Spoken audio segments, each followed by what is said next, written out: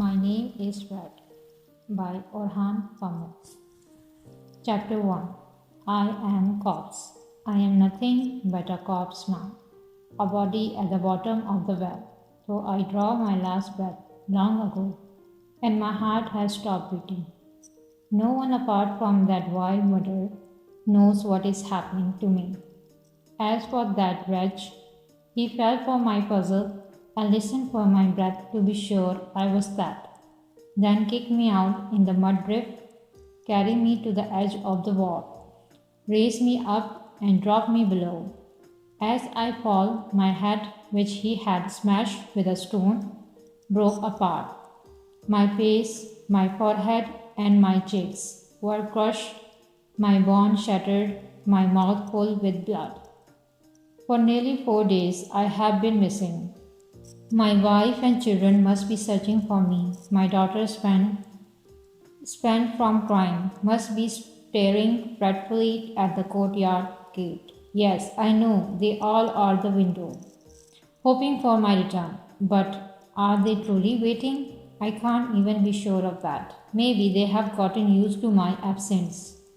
How dismal! For here, on the other side, one gets the feeling that one's former life persists. Before my birth, there was infinite time, and after my death, inexhaustible time. I never thought of it before. I had been living enormously between two eternities of darknesses. I was happy. I know now that I had been happy. I made the best illumination in our Sultan's workshop. No one could rival my masteries. Through the work I did privately, I earned 900 silver coins a month, which naturally one only makes all of this even harder to bear. I was responsible for painting and embellishing books. I illuminated the edges of pages, covering their border with the most lifelike design of leaves, branches, roses, flowers, and birds. I painted scalloped Chinese-style clouds, cluster of overlapping vines, forest of color that hide gazelles, galleys, sultan trees, palace, horses, and hunters. In my youth, I will decorate a plate, or the back of the mirror, or a chest, or at the time the ceiling of a mansion, or of a Bosphorus manor, or even a wooden spoon.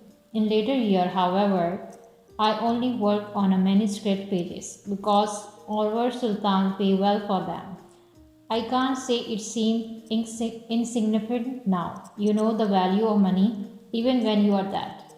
After hearing the miracle of my voice, you may think, who cares what you earn when you were alive? Tell us what you see. Is there life after death? Where is your soul? What about heaven and hell? Where is the dead alive? Are you in pain? You are right.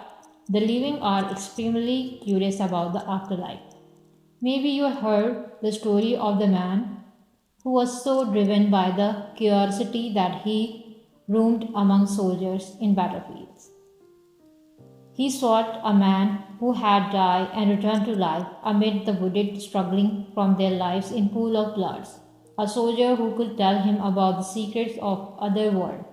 But one of Tamulan's warriors, taking the seeker for the enemy, cleaved, cleaved him cleaved him in half with a smooth stroke of his scimitar, causing him to conclude that in the hereafter man gets split into. Nonsense, quite the opposite. I had even said that souls divided in life merge in the hereafter. Contrary to the claim of the sinful infidels who have fallen under the sweep of devil, there is indeed another world. Thank God. And the proof is that I am speaking to you from here. I have died, but as you can plainly tell, I haven't ceased to be. Granted, I must confess, I haven't encountered the river flowing beside the silver and gold chaos kiss of heaven. The broad leaves tree bearing plums fruit and beautiful virgin mansion in the glorious crown. So I do very well recall how often and atheistically I made pictures of those wide-eyed hoods described in the chapters, that which is coming.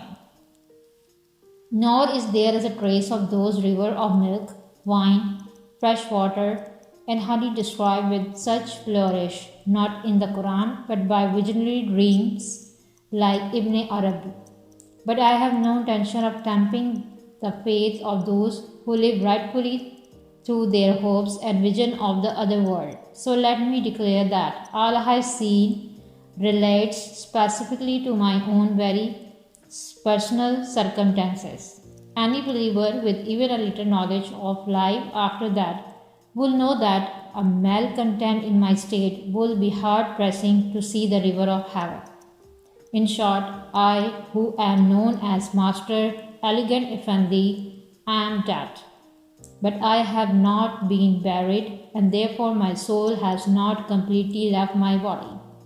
This extraordinary situation, although naturally my case isn't the first, has inflicted horribly suffering upon the immortal part of me. Though I cannot feed my crushed still or my decomposing body covered in boards, full of broken bones, and practically submerged in ice cold water.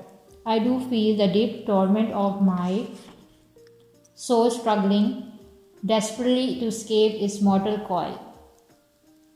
It is as if the whole world, along with my body, was contractingly into bogus of anguish.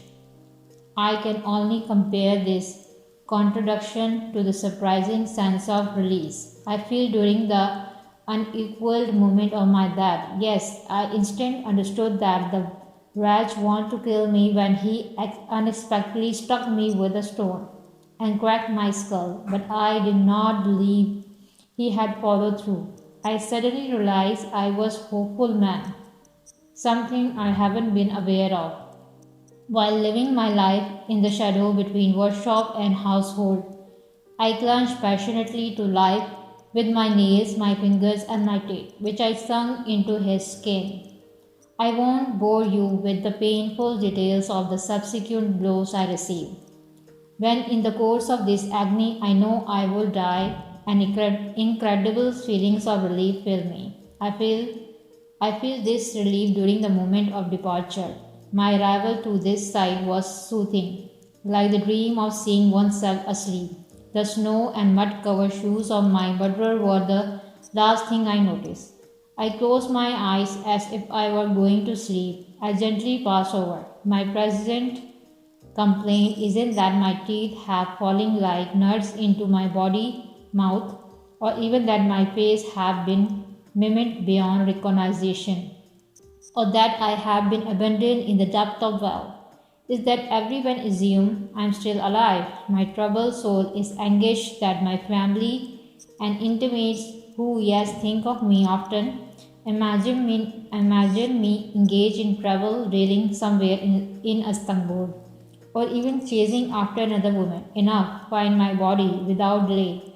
Pray for me and have me buried. Above all, find my murderer. For even if you bury me in the most magnificent of tombs, so long as that wretch remain free, I will wrath restlessly in my grave, waiting and inflicting you all with full faithfulness.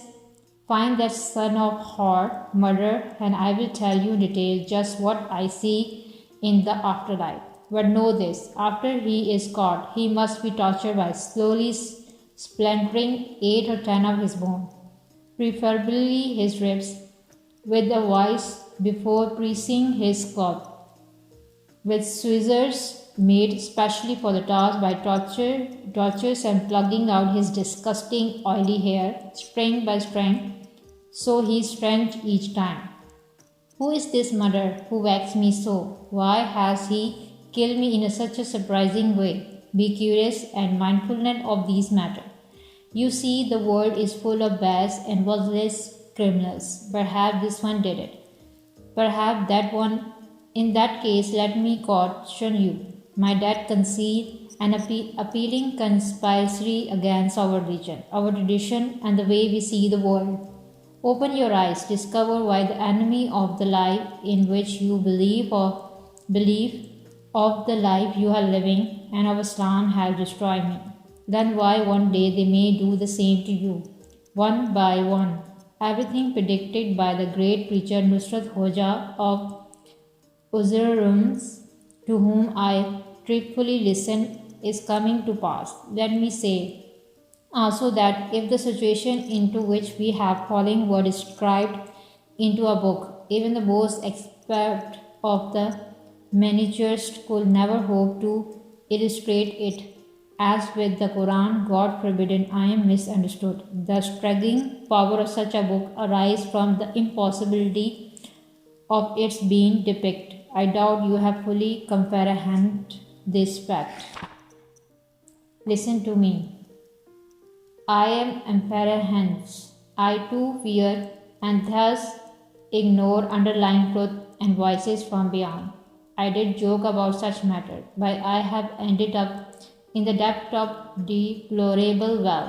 It could happen to you, be aware. Now I have nothing left to do but hope for my truly decay, so they can find me by tracing my stench. I have nothing to do but hope and imagine the torture that some benevolent man will inflict upon the beastly murderer once he has been caught.